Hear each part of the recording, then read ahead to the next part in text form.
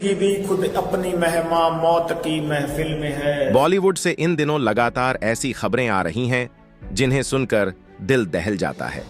हर दिन कोई ना कोई दुखद घटना सामने आ रही है और अब इसी बीच आई है एक ऐसी खबर जिसने पूरे फिल्म जगत को हिलाकर रख दिया है। हिंदी सिनेमा के उस महान कलाकार पर जिसने अपनी अदाकारी से करोड़ों दिलों में जगह बनाई, जिसे दुनिया ही मैन कहकर पुकारती है, उसी धर्मेंद्र साहब पर हुआ है हमला।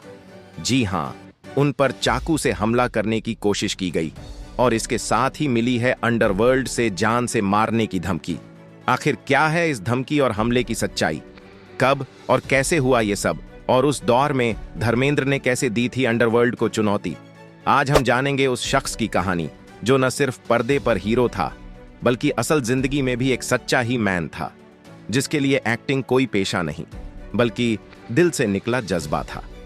तो दोस्तों, तैयार हो जाइए। दरअसल धर्मेंद्र से जुड़ी इस घटना का खुलासा बॉलीवुड एक्टर सत्यजीत पुरी ने एक इंटरव्यू में किया। उन्होंने बताया कि कैसे धर्मेंद्र को अंडरवर्ल्ड से धमकियां मिली थीं और उन्होंने उसका जवाब किस अंदाज में दिया था। सत्यजीत पुरी ने कहा कि उस दौर में अंडरवर्ल्ड की पकड़ बहुत मजबूत थी। अगर किसी एक्टर को उनका फोन आता तो वह डर के मारे सहम जाता था, लेकिन धर्मेंद्र जी और उनका परिवार कभी नहीं डरा। उल्टा धर्मेंद्र ने तो जवाब में कहा था, अगर तुम आओगे तो सहने वाले पंजाब आ जाएंगे। तुम्हारे पास 10 लोग होंगे लेकिन मेरे पास पूरी आर्मी है। एक बुलाओगे तो ट्रक भरकर आएंगे पंजाब से। सत्यजीत ने यह भी बताया कि धर्मेंद्र किसी भी हमलावर से पल भर में निपट सकते थे। उन्होंने किस्सा सुनाया कि एक बार एक फैन ने उन पर चाकू से हमला करने की कोशिश की थी, लेकिन धर्मेंद्र ने वह स्थिति पल में संभाल ली। आज के एक्टर्स जहां 6-6 बॉडीगार्ड लेकर घूमते हैं, वहीं उस जमाने में धर्मेंद्र और विनोद खन्ना जैसे सितारे बिना किसी सुरक्षा के आम लोगों के बीच बेझिझक घूमते थे। लोग धर्मेंद्र को देखते ही दीवाने हो जाते थे, उनकी एक झलक पाने के लिए पागलपन तक दिखाते थे। इसी वजह से उन्हें ही मैन कहा गया था। धर्मेंद्र हमेशा लोगों के बीच खुद को आम आदमी की तरह रखते थे, न दिखावे का शौक न डर का एहसास।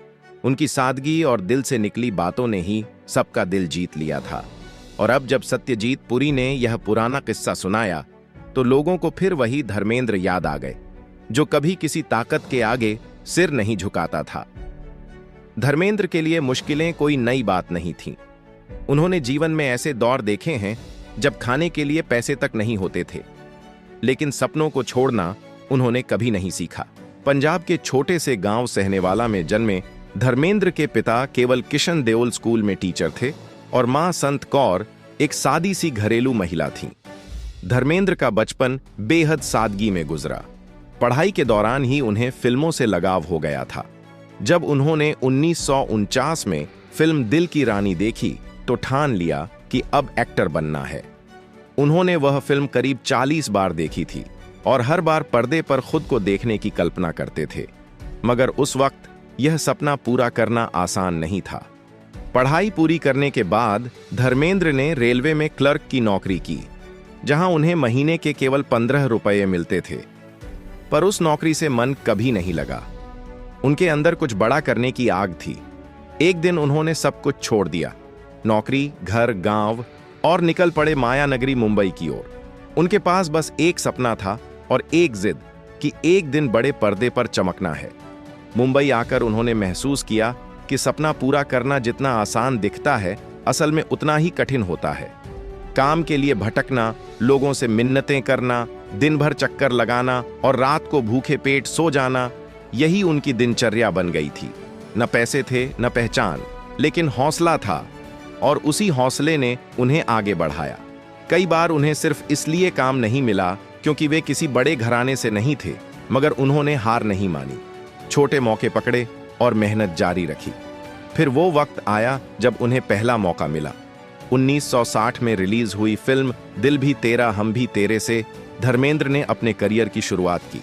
इस फिल्म के लिए उन्हें सिर्फ 51 रुपये मिले, लेकिन यही उनकी जिंदगी का सबसे बड़ा टर्निंग पॉइंट था। इसके बाद उन्होंने शोला शबनम जैसी फिल्मों में काम किया और धीरे धीरे लोगों की नजर में आने लगे। फिर 1966 में आई फिल्म फूल और पत्थर, जिसने धर्मेंद्र को सुपरस्टार बना दिया। इसी फिल्म के बाद उन्हें ही मैन का खिताब मिला। यह फिल्म धर्मेंद्र को रातों रात स्टार बना गई। हर जगह उनके नाम के चर्चे होने लगे और लोग उन्हें सच्चा हीरो कहने लगे। कैमरे के सामने जैसे वो दिखते थे, असल जिंदगी में भी वैसे ही सादगी भरे इंसान थे। उनके लिए एक्टिंग कोई पेशा नहीं, बल्कि दिल से निकला इमोशन था। फूल और 70 के दशक में उन्होंने अपनी छवि को और मजबूत किया। साल 1971 में आई मेरा गांव मेरा देश ने उन्हें एक्शन हीरो बना दिया। लोगों को उनका एक्शन और डायलॉग डिलीवरी दोनों भा गए। फिर आया 1975 का साल, जब शोले ने इतिहास रच दिया। यह फिल्म सिर्फ सिनेमा नहीं, एक युग बन गई। वीरू का किरदार आज भी लोगों के दिलों में जिंदा है। जय वीरू की जोड़ी ने दोस्ती की नई मिसाल लिखी और धर्मेंद्र की लोकप्रियता आसमान छू गई। शोले की सफलता के बाद धर्मेंद्र उस मुकाम पर पहुंच गए जहां पहुंचना हर कलाकार का सपना होता है। वो सिर्फ एक्टर नहीं, बल्कि लोगों के दिलों के हीरो बन चुके थे। हर बड़े डायरेक्टर की पहली पसंद धर्मेंद्र थे। सिनेमा हॉल के बाहर उनके नाम का पोस्टर ही फिल्म की गारंटी बन जाता था।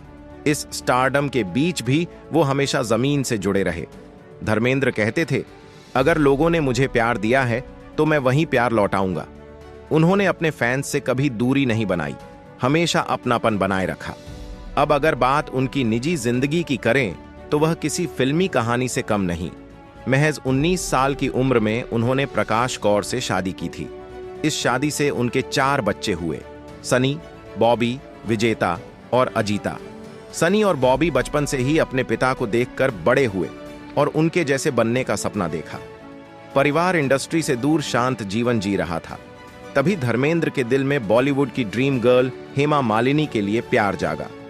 फिल्मों के सेट पर हुई मुलाकातें दोस्ती और फिर प्यार में बदल गईं। दोनों ने करीब 33 फिल्मों में साथ काम किया और आखिरकार शादी कर ली। यह फैसला उस दौर में काफी चर्चा में रहा, क्योंकि धर्मेंद्र ने पहली पत्नी से अलग हुए बिना हेमा से विवाह किया। समाज के तानों और कानूनी अड़चनों के बावजूद दोनों ने साथ निभाने का वादा पूरा किया। इस शादी से उनकी 2 बेटियां हुईं, ईशा देओल और अहाना देओल, जो खुद भी फिल्मों से जुड़ी हैं। धर्मेंद्र ने हमेशा अपने सभी बच्चों को बराबर प्यार दिया, चाहे सनी बॉबी हों या ईशा अहाना, सब उनके दिल के करीब रहे। उन्होंने कहा था, परिवार से बढ़कर मेरे लिए कुछ नहीं। आज भी धर्मेंद्र अपनी पहली पत्नी प्रकाश कौर के साथ रहते हैं और सनी बॉबी अपने पिता से बेहद करीब हैं। यही बात धर्मेंद्र को लोगों के दिल में और खास बना देती है। फिल्मों और परिवार के साथ साथ उन्होंने राजनीति में भी कदम रखा। साल 2004 में वो बीजेपी के टिकट पर सांसद बने। राजनीति में भी उनका वही सादा अंदाज लोगों को भा गया। वो मंच पर फिल्मों की तरह नहीं, बल्कि एक आम इंसान की तरह बात करते थे। जनता के बीच जाकर उनके मुद्दे सुनते थे। आज भले ही वो फिल्मों में कम दिखते हों, लेकिन जब भी किसी इवेंट या फिल्म में उनकी झलक मिलती है तो फैंस पागल हो उठते हैं। धर्मेंद्र का वही पुराना देसी अंदाज अब भी बरकरार है। उन्होंने कभी दिखावे की दुनिया को अपने ऊपर हावी नहीं होने दिया। अब जब उनके बेटे और पोते इंडस्ट्री में नाम कमा रहे हैं, धर्मेंद्र उन्हें देखकर गर्व महसूस करते हैं। सनी देओल आज बड़े एक्टर और नेता हैं। बॉबी ने भी अपने करियर को नई ऊंचाइयों तक पहुंचाया है और अब करण देओल और राजवीर देओल अपने दादा के बनाए रास्ते पर चल रहे हैं। धर्मेंद्र की विरासत अब उनके परिवार के साथ आगे बढ़ रही है। लोग कहते हैं, असली हीरो वही होता है जो पर्दे के साथ असल जिंदगी में भी बड़ा बने। धर्मेंद्र ने इसे सच कर दिखाया। वो सिर्फ एक फिल्मी हीरो नहीं, बल्कि उस दौर का चेहरा है जिसने सिखाया कि जज्बे से बढ़कर कुछ नहीं। तो दोस्तों, आज के लिए बस इतना ही। अगर जानकारी अच्छी लगी हो तो वीडियो को लाइक करें और चैनल को सब्सक्राइब करना ना भूलें।